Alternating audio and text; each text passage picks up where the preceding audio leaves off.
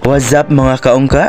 Aniya kita diri karon sa Mambucal Resort and Wildlife Sanctuary in Barangay Minuyan, Marcia within the province of Negros Occidental. Mga kaungka, is a heaven situated in the scenic Negros Island of the Western Visayas region. Mga kaungka, so Mambucal mga kaungka, situated at the base of the active volcano Mount Canlaon, is one of the Negros Occidental's oldest and most enchanting destination. Mga kaungka, so Mambucal mga kaungka, originally developed by a Japanese architect named Kokuchi Paul Ishiwata in 1927. Mga kaungka, the resort started as a bathhouse and picnic garden and has provided cool heaven for Negrites and their guests. Mga kaungka, alay usa ko diri sa ubos nga bahin. Mga kaungka, kay sa baba ni mga kaungka, daghan dito makabog mga kaungka.